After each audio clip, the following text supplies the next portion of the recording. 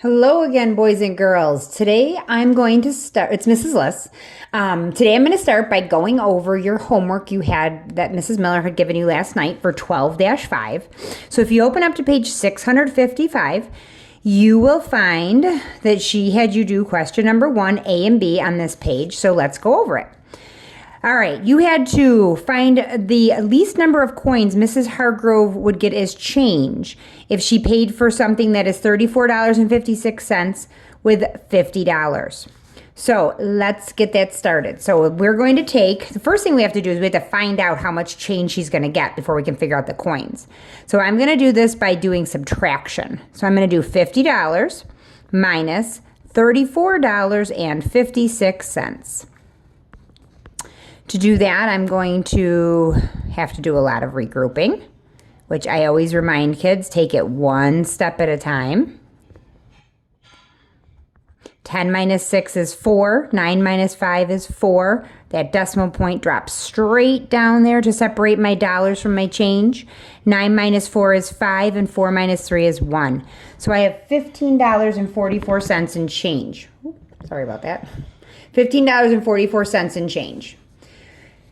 So it says, what is the least number of coins and bills? So let's start with the dollar, the dollars. We have $15, so that's going to be one $10 bill. And then to make up the $5, I could do one $5 bill. Now for the change. I can't do 2 quarters because 2 quarters would give me 50 cents. So I'm going to do one quarter. I'll just write 1 quarter, which is 25 cents. And then I'm going to do 1 dime will take me to 35 cents. 2 dimes would take me to 45 cents, so that's too much. So 1 dime, that's 10 cents. I'm just going to put here for you. 1 nickel will take me to 40 cents. That's 5 cents. And then I'm going to need to do 4 pennies. And I'm running out of room, so I'm going to put that over here. 4 pennies, 1 cent each. Okay? So $15 and 25, 35, 40, 44 cents.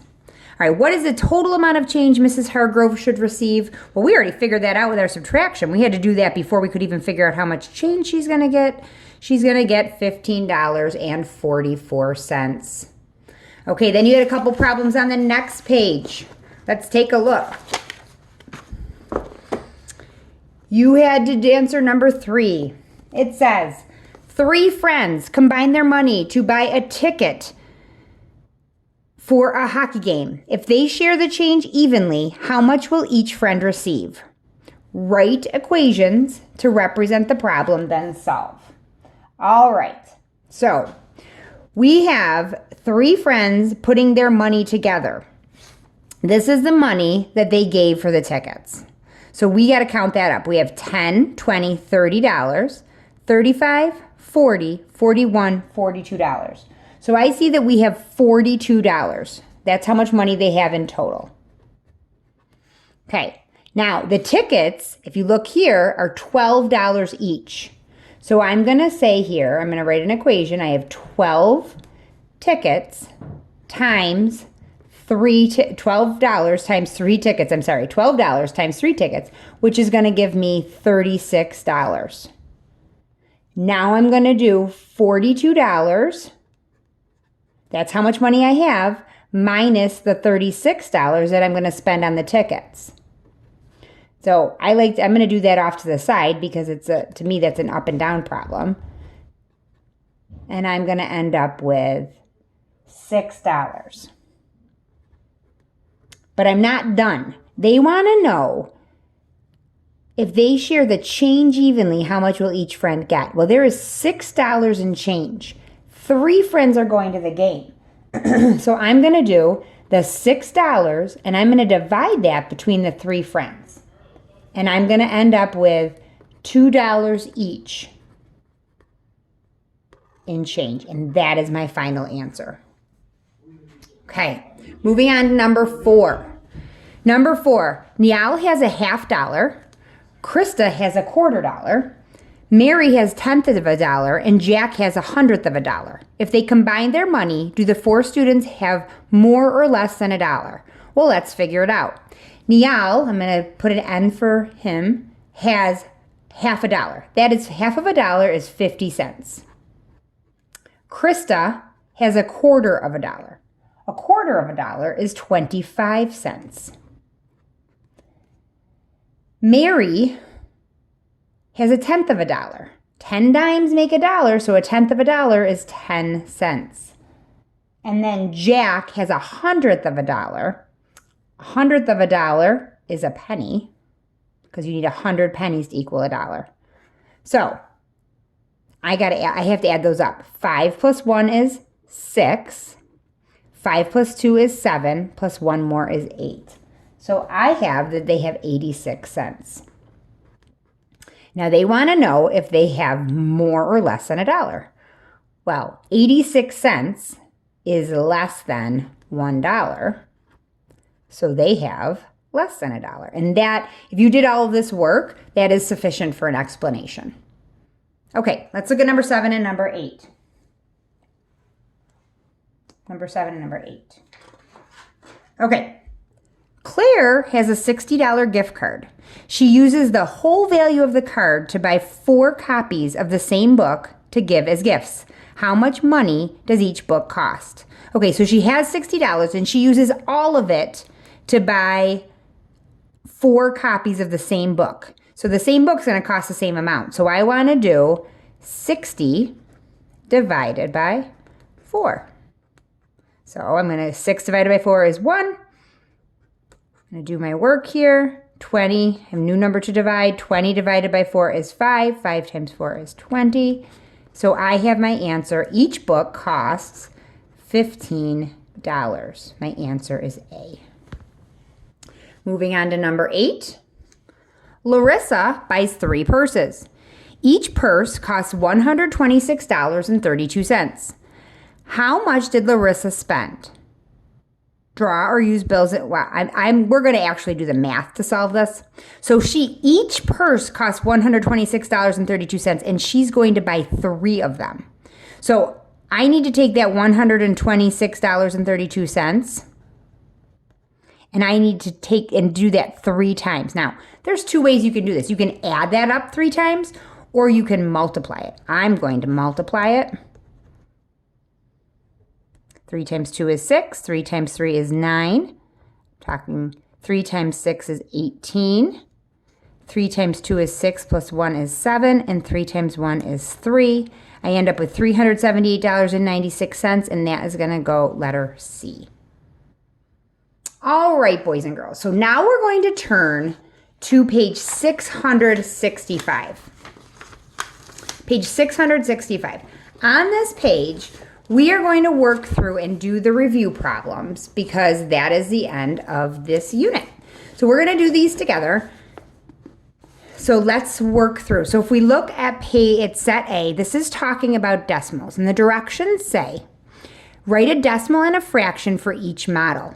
Remember that the name of a fraction can help you write it as a decimal. And that's very true. So take a look at this one right here, number 1. I look at this grid. I need to write it as a decimal and as a fraction. I look at this grid and it is broken up into 100 little pieces or hundredths.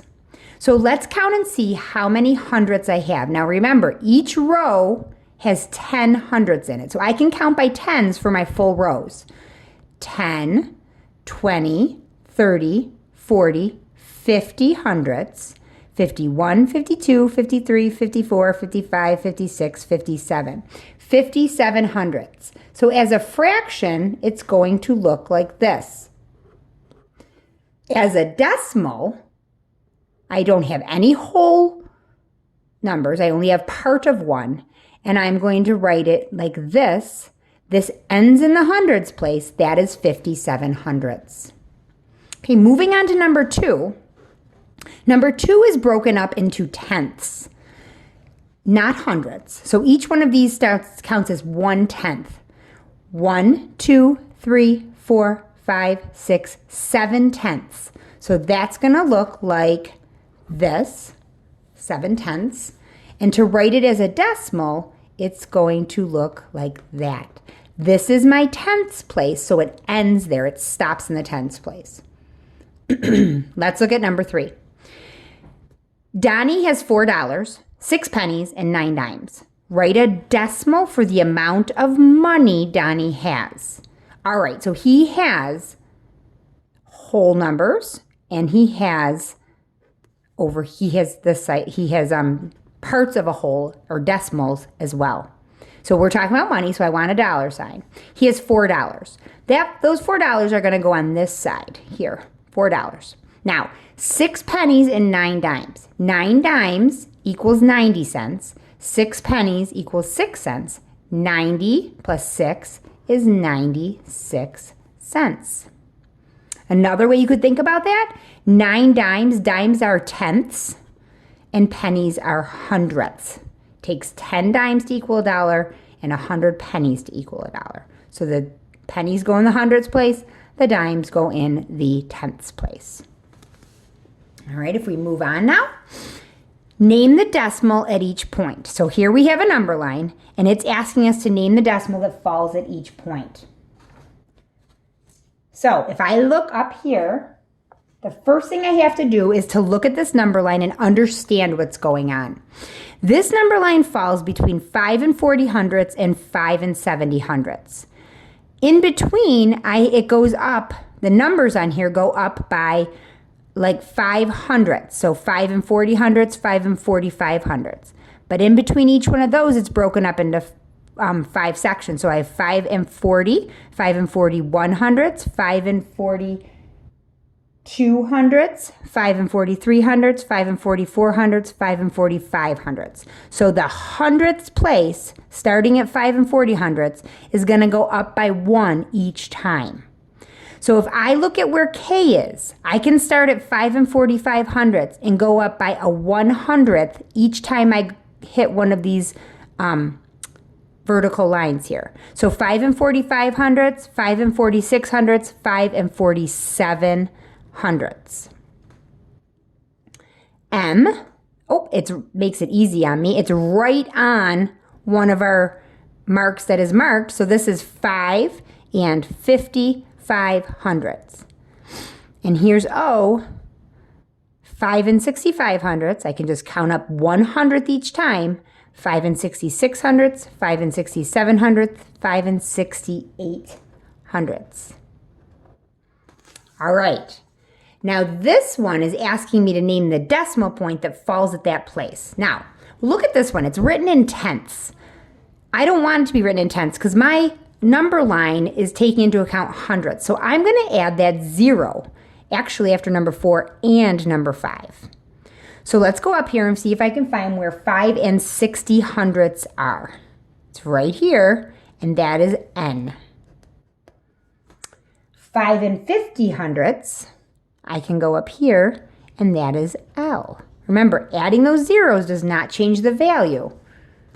Okay, and look right here, 5 and 42 hundredths. So here's 5 and 40 hundredths, 41 hundredths, 42 hundredths. That is J. Okay, let's move on.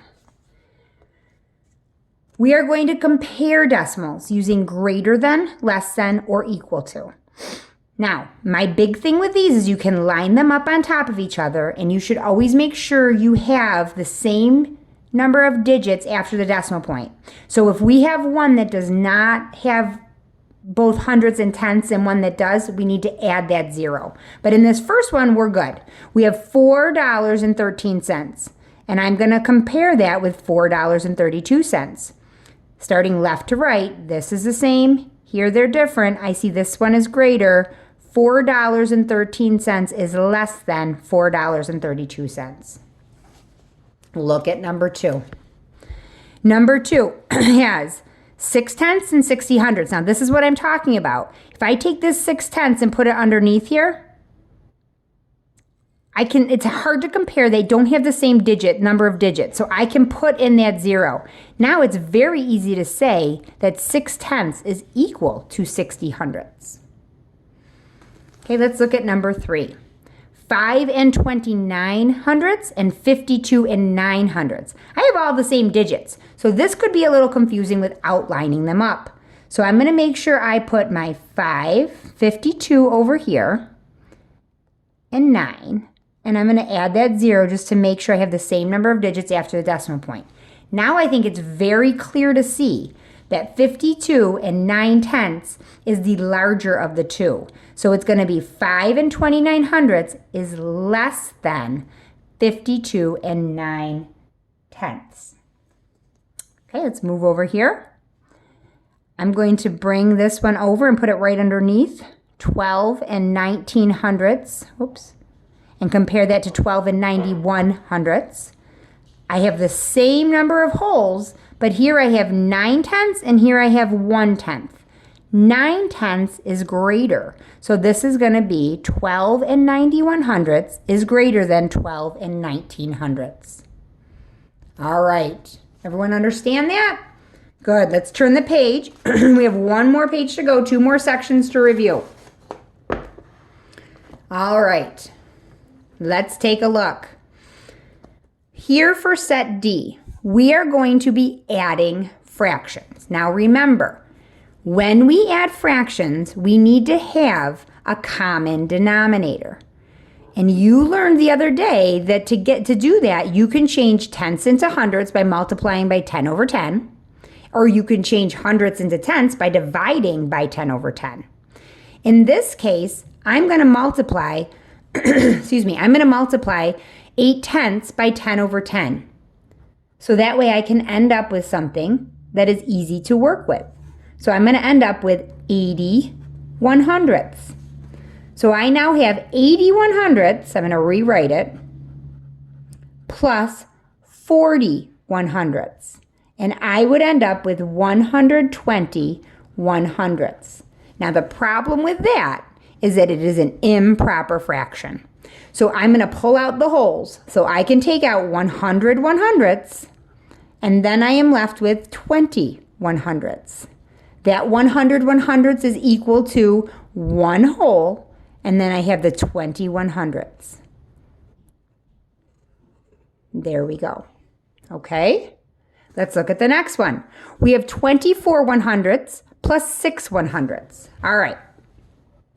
This one I already have a common denominator. I don't have to make any changes. I got lucky this time, right? So the hundredths and the hundredths can be added together. So all I need to do is do 24 plus 6, which is 30, and the hundredths stays the same. So my answer is 30 hundredths. All right. Now we're on to word problems, adding and subtracting money. So let's take a look.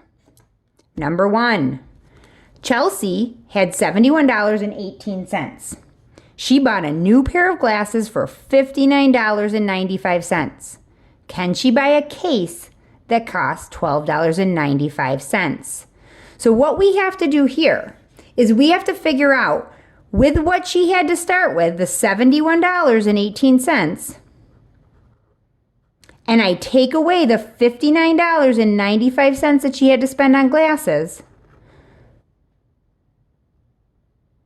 will she then have enough money left to buy this case that costs $12.95? So 8 minus 5 is 3. 11 minus 9 is 2. I'm going to have to regroup here. 10 minus 9 is 1, and 6 minus 5 is 1. So I have $11.23 left. If I have to buy something that costs $12.95 and I have $11.23 in my pocket, do I have enough? I do not. So we can say,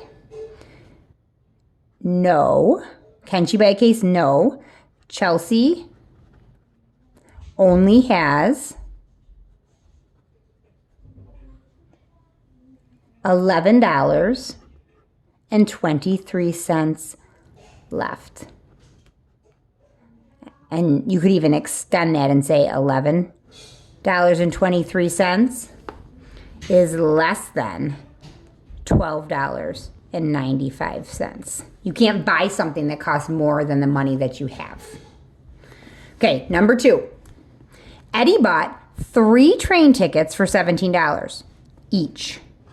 If he paid with 3 $20 bills, how much change did Eddie receive? Okay, so the first thing we have to do is we have to figure out how much do 3 train tickets, 17, 17, and 17 cost. So I can do that by multiplying. I take that 17 and I'm going to multiply it by 3. So Eddie spent $51 on tickets. That's how much his tickets cost. He paid with 3 $20 bills. So he's got the $20 bills and he used 3 of them to pay. So how much money did he pay with? He paid with $60. So to figure out his change, I have to subtract $60 minus the $51.